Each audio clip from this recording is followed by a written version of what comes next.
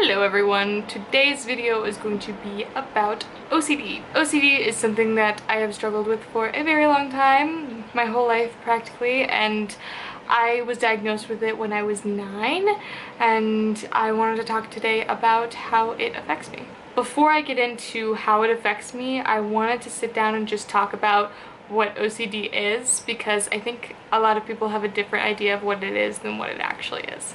OCD, also known as obsessive compulsive disorder, is a condition that causes obsessive thoughts and also obsessive behaviors, and it affects somebody in their whole life. It primarily gets worse in adulthood, and it's actually fairly common. We have about a little over 200,000 cases in the US every year.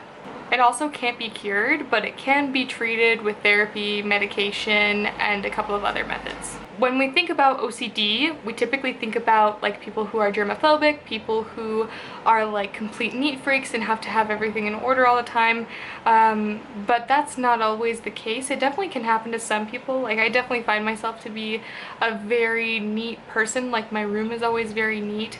I like having a clean space, but a lot of people don't understand something called thought spirals. Thought spirals are the main way that I'm affected by OCD, and they're a very big part of OCD, and whenever I tell people about this, I constantly get told, "Are you sure that's not anxiety? That sounds like anxiety to me." But I just want to say right off the get-go that I have an official OCD diagnosis from a psychiatrist based on these thought spirals, and I've also had several therapists confirm to me that it is OCD that causes them. Being mixed with my anxiety makes it so much worse.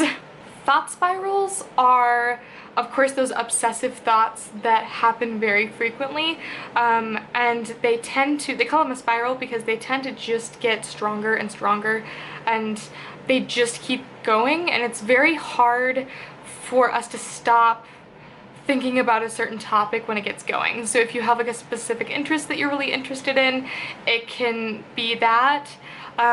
For me personally, I have those kind of fixations, but I also tend to have really negative, self-destructive, kind of just really hard things to think about.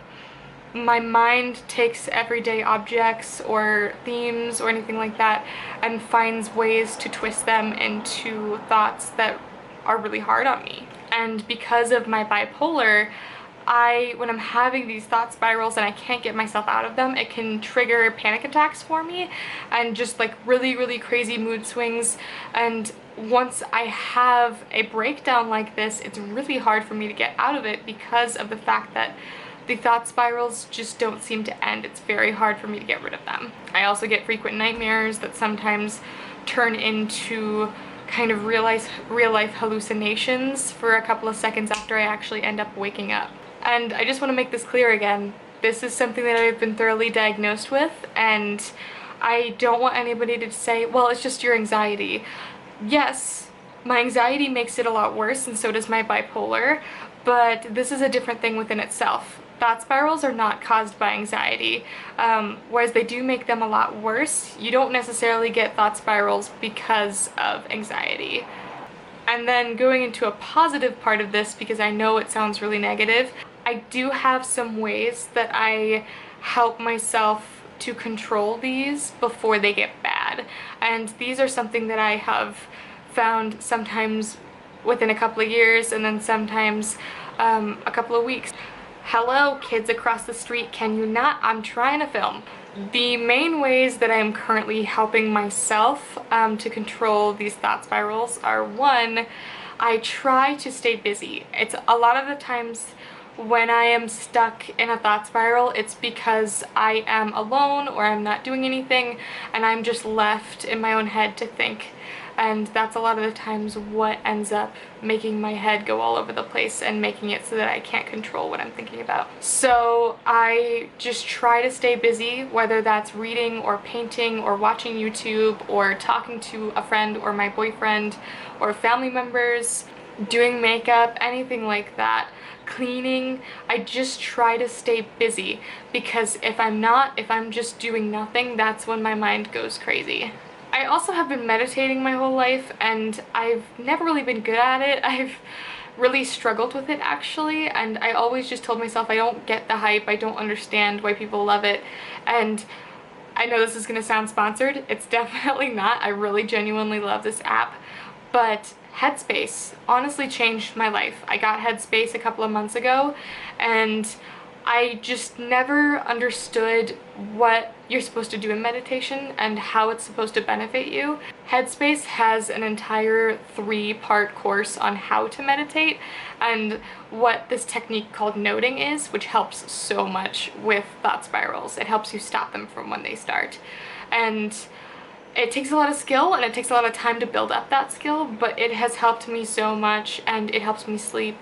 It helps me kind of ground myself for my day, and it's honestly changed my life. I can't talk about it well enough. It's an amazing app. I've also tried other meditation apps that I didn't think were as good because I've never found one that had the whole course on how to meditate. I've had lots of guided meditations, but they weren't as helpful as having somebody teach you how to meditate. And then recently I finally found a medication that helps me a lot, and that really helps me ground myself and make sure that I'm not getting lost in my thoughts, which is really nice. And I am all about finding medication that works for you and being open about that. I'm never going to recommend a medication. I'm not even going to tell you which one it is, but I think that medication helps me a lot, and I wouldn't be at the place where I am right now if I didn't have medication. I hope that this was beneficial for you guys. I know that a lot of people know people in their lives that have different conditions, and a lot of times it's really hard to understand what they're going through, even though you really want to understand it so that you can help them. And I'm really hoping that this could help you guys with either understanding what's going on with you or understanding what's happening with somebody that you are close with, because I understand that it's really, really hard to have somebody in your life who's struggling with something that you don't understand and you just don't know how to help them. Like all mental illness, this is something that can be worked on. It's something that can be treated. It is something where you can get to a place of being stable and being at peace again and not having this mental illness affect your day-to-day life. I hope you guys have a great rest of your day, and I will see you all in the next video.